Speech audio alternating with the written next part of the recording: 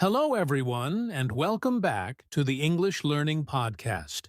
I'm Jason, your host, and I'm really happy you're here today. If you're someone who is learning English and sometimes feels stuck because you don't have a teacher, today's episode is just for you. Hi, everyone. I'm Julia, your co-host. Yes, Jason, this is such an important topic. Many people think that without a teacher, it's impossible to learn English. But that's not true. In today's podcast, I'll share how I learned English without a teacher, and we'll give you some practical tips so you can do the same. That's right, Julia. We want our listeners to know that learning English doesn't always require expensive classes or a private tutor. If you're motivated and you know how to practice, you can really make progress on your own. Exactly.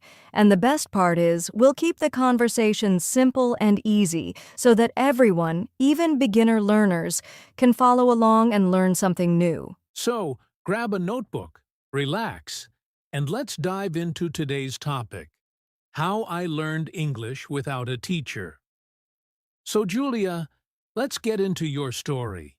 You often say that you didn't have a teacher when you first started learning English. Can you tell us how it all began? Yes, of course. When I was younger, I really wanted to learn English, but I didn't have the chance to go to an English class. There were no teachers around me, and my family couldn't afford private lessons. At first, I thought maybe it was impossible, but then I told myself, if I really want this, I have to try to do it on my own. That must have been a little scary at the beginning, right? Oh, definitely. I didn't know where to start. I only knew a few basic words like hello, thank you, and goodbye. I couldn't make full sentences. I remember listening to people speak English in movies, and I felt lost. But at the same time, I was excited. I wanted to understand. That's so relatable. Many of our listeners probably feel the same way right now, confused but also curious. Exactly. In the beginning, I made a lot of mistakes. Sometimes I said words in the wrong order, or I pronounced them incorrectly, but I didn't stop. I used every chance I had, listening to English songs, reading simple words on product labels, or even just repeating what I heard in movies. So you were basically creating your own small learning environment, even without a teacher. Yes, that's right. I realized that the real teacher was my motivation and my practice. Every time I learned a new word, I felt proud, and that gave me the energy to keep going. That's powerful, Julia. I think our listeners can learn from that. You didn't wait for the perfect time or the perfect teacher. You just started with what you had. Yes, and that's my message to everyone listening. Don't wait. Even if you don't have a teacher, you can still start today. Just take one small step, like learning 5 new words or listening to a short English video. That's how my journey began. Julia, I think many people are curious. When you decided to learn English on your own, what were your very first steps? How did you actually begin? Good question, Jason. Honestly, I started very small. I didn't try to study everything at once. First, I focused on learning simple words, like numbers, colors, and everyday objects. I had a small notebook, and every day I wrote down 5 new English words. That's a smart move, keeping it simple. Did you also practice pronunciation at that stage? Yes, but it was not easy. I didn't know if I was saying the words correctly, so I used 2 tricks. One was listening carefully to how words sounded in movies or songs. The second was using an online dictionary with audio.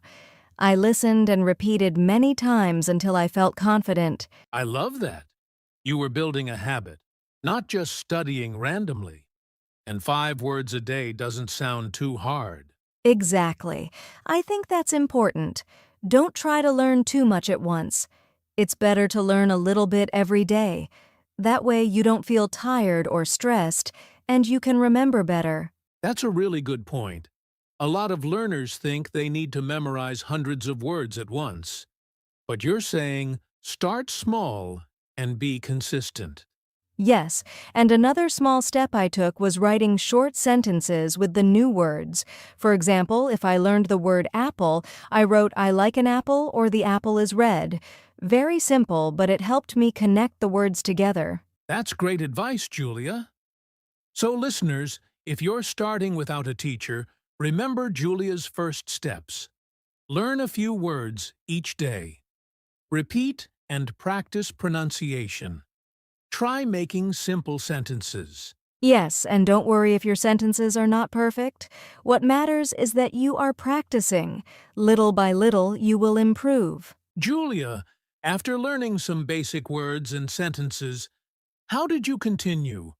I'm guessing listening played a big role in your journey, right? Yes, Jason. Listening was one of the most important parts for me. At first, it was really hard. When I listened to English movies or songs, I understood almost nothing. But I didn't give up. I kept listening, even if I only understood one or two words. That must have been frustrating. How did you stay motivated when you couldn't understand much? It was frustrating, yes, but I told myself, this is training for my ears. Just like going to the gym, at first you feel weak, but if you keep practicing, you get stronger. I started with children's cartoons and short YouTube videos because they used simple English and spoke more slowly. That's a smart choice. Children's shows are often easier to follow, and they repeat words a lot. Exactly. Later, I also used subtitles. For example, when I watched a movie, I turned on the English subtitles. I listened and read at the same time. That helped me connect the sound of the word with how it looks in writing. That's a very powerful technique. Did you repeat what you heard, or just listen? I repeated many times. I would pause the video, say the sentence out loud, and then play it again. Sometimes I even recorded myself to compare with the original. It wasn't perfect, but it made me more confident. That's a golden tip right there. Listeners, did you hear that? Don't just listen passively. Repeat and practice with the audio. Yes, exactly. And I want to say this to everyone. Don't worry if you don't understand everything at first. Even if you catch just one new word each time, you are improving. Slowly, your brain will get used to the sounds of English. That's such a good reminder, Julia. So to summarize, start with simple listening materials like cartoons or short videos, use subtitles, and practice repeating what you hear. Step by step, you'll train your ears to understand more and more. So, Julia, listening helped you a lot, but speaking is usually the hardest part for learners, especially without a teacher. How did you practice speaking on your own? You're right, Jason. Speaking was the hardest part for me, too. At first, I was shy and afraid of making mistakes, but then I realized if I don't open my mouth, I will never improve. So I decided to practice speaking every day, even if I was alone. That's interesting. How exactly did you practice by yourself? I had 3 main methods. First, I practiced in front of the mirror. I looked at myself and tried to say simple sentences like, "My name is Julia," or "Today I feel happy." Looking at the mirror made me feel like I was talking to someone. That's a clever trick. It builds confidence and also helps with body language. Yes, exactly. The second method was recording my voice. I used my phone to record short messages, like describing my day or talking about something I saw. Then I listened to my recordings and compared them with how native speakers said similar sentences. That's very powerful. Recording yourself makes you more aware of your pronunciation and mistakes. Yes, and the third method was talking to myself during the day. For example, if I was cooking, I would say in English, "Now I cut the onion," or "The water is boiling." It sounds funny, but it really helped me think in English. I like that, Julia. You made English part of your daily life. Even without a partner or teacher, you created opportunities to speak. Exactly. And later, when I felt more confident, I also tried language exchange apps to practice with real people. But in the beginning, Talking to myself was the best practice. That's such a great lesson for our listeners. So, if you don't have a teacher, don't wait. Start speaking with yourself. Use the mirror. Record your voice and describe your daily activities in English. Yes, and don't worry if you make mistakes. Mistakes are not the end. They are the beginning of learning. Julia, we've talked about listening and speaking, but learning English also includes reading and writing. How did you improve those skills without a teacher? That's a great question, Jason. For reading, I started very small. I didn't open big English novels right away. Instead, I read short and simple texts, like children's books, online articles, or even product labels in English. That makes sense. Simple texts are easier to understand and less stressful for beginners. Exactly. I remember reading short blog posts online and news headlines. Sometimes I didn't understand every word, but I tried to guess the meaning from the context, and I always kept my notebook nearby to write down new vocabulary. That's a good strategy. You were building your vocabulary while also practicing reading. Yes, and one more thing, I read out loud. Reading aloud helped me practice both reading and speaking at the same time. That's excellent. It's like two skills in one practice. For writing, I started with very small things too. I wrote 1 or 2 sentences about my day, like I woke up early today or I ate rice for lunch. Later, I turned this into a daily diary. It wasn't perfect grammar, but it gave me confidence. That's inspiring, Julia. Writing even short sentences every day can make a big difference. Yes, and later I also wrote simple comments in English on social media or YouTube videos. That was a great way to use my English in the real world. I like that. So to summarize for our listeners, start reading small and simple texts, keep a notebook for new words, try reading aloud, and write short sentences or a daily diary. Over time, this will improve your reading and writing skills a lot.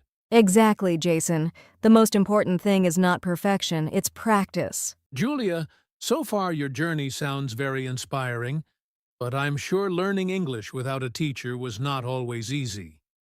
What were the biggest challenges you faced? Oh yes, Jason. There were many challenges. One of the biggest was not having feedback. When I spoke or wrote something, I didn't know if it was correct. Sometimes I worried that I was learning the wrong way. That's a real problem. Without a teacher, you don't always know if your grammar or pronunciation is right. How did you deal with that? I tried to check myself using online resources like grammar websites, dictionaries, and pronunciation apps. And later, when I met English speakers online, I asked them politely to correct me. It wasn't perfect, but it helped. That's smart, using technology and real people to fill the gap. What about motivation? Did you ever feel like giving up? Yes, many times. Sometimes I felt lonely because I was studying by myself, and sometimes I lost motivation when progress was slow. But I reminded myself why I was learning English. I wanted more opportunities in life, and that gave me energy to continue. That's powerful, Julia. So listeners, remember this. Challenges will come, like no feedback, feeling lonely, or losing motivation. But if you keep your reason strong and use tools to support yourself, you can overcome them. Exactly. The journey is not always easy, but it is worth it. Julia, I think one of the hardest parts of learning any language alone is staying motivated. How did you keep going, even when it felt difficult? That's true, Jason. Motivation was not always easy for me, but I discovered one secret. Consistency is more powerful than motivation. Some days I felt excited to learn, but other days I didn't. On those days, I still tried to do something small, like reading 1 page or listening to a 5-minute podcast. That's a great point. So even when you didn't feel like studying, you still showed up and practiced a little. Yes, I also made small goals. For example, This week I will learn 20 new words or I will watch one English video every day. Reaching those small goals gave me confidence, and that confidence gave me motivation to continue. I love that. Small goals build small wins, and small wins create big progress. Exactly. And one more thing, I celebrated progress. If I could understand a movie scene without subtitles, I smiled and told myself, well done. If I could write a diary entry, I felt proud. These little celebrations kept me motivated. That's so encouraging, Julia. So, listeners, here's the lesson. Don't wait for motivation. Build habits, set small goals, and celebrate your progress. That's how you stay consistent on this journey. Yes, and remember, English learning is not a race. It's a journey, step by step. Julia, your story is really inspiring. But now let's make it practical. Many of our listeners are learning English without a teacher. What simple tips can we share with them to help on their journey? Yes, Jason, I'd love to share. Tip number 1. Start with what you have. Don't wait for perfect books or expensive courses. Use free resources like YouTube videos, podcasts, or even English labels on food packages. That's so true. Sometimes people think they need the best tools to begin, but the most important tool is consistency. Exactly. Tip number 2. Practice every day, even if it's just 10 minutes. Short daily practice is more powerful than studying for hours once a week. I like that. Daily practice builds a habit, and habits build fluency. Tip number 3. Use all 4 skills: listening, speaking, reading, and writing. Don't just focus on one. For example, listen to a podcast, read a short article, write 2 sentences, and speak them out loud. That's a great balance. And listeners, remember, you don't need a teacher to do this. You can do it all by yourself. Yes. Tip number 4. Don't be afraid of mistakes. Mistakes are proof that you are learning. If you wait to be perfect, you'll never speak. That's such an important reminder. I often tell learners, your mistakes are your teachers. Exactly. And finally, tip number 5. Make English part of your life. Change your phone language to English, write your shopping list in English, or think in English when you're walking. These small actions make a big difference. Wonderful, Julia. So to repeat the tips for our listeners, start with what you have. Practice every day, even for 10 minutes. Use all 4 skills. Don't fear mistakes. Make English part of your daily life. Yes, and if our listeners follow even 2 or 3 of these tips, they will see progress faster than they expect. Julia, your journey is really inspiring. If you could go back in time, what would you do differently when learning English without a teacher? That's a good question, Jason. I think if I could start over, I would speak more from the very beginning. At first, I was too shy and afraid of mistakes, so I delayed practicing speaking. If I had started earlier, I would have improved faster. That makes sense. Speaking early is so important, even if it's just small sentences. Yes, and I would also use more online resources right away. There are so many free apps, videos, and podcasts that can help beginners. I learned some things slowly because I didn't know about them at first. That's great advice. So listeners, the key takeaway here is start speaking early and use all the tools available to you. Don't wait for the perfect moment or perfect resources. Exactly, Jason. And one more thing, I would remind myself to celebrate small victories every day. Learning English alone can feel slow, but small wins make a big difference. Absolutely. Small steps lead to big results. And that brings us to the end of today's episode. Julia, thank you so much for sharing your story and practical tips on how to learn English without a teacher. Thank you, Jason. I hope our listeners feel encouraged. Remember, you don't need a teacher to start. Motivation, practice, and consistency are your best teachers. Exactly. Start small, practice every day, don't fear mistakes, and use the resources around you. Step by step, you'll see progress. Yes, and most importantly, enjoy the process. Learning English is a journey, not a race. Celebrate your small wins and keep moving forward. Thank you everyone for listening. If you found this episode helpful, don't forget to subscribe, share with your friends, and keep practicing your English every day. See you in the next episode, and remember, you can learn English on your own. Just start today.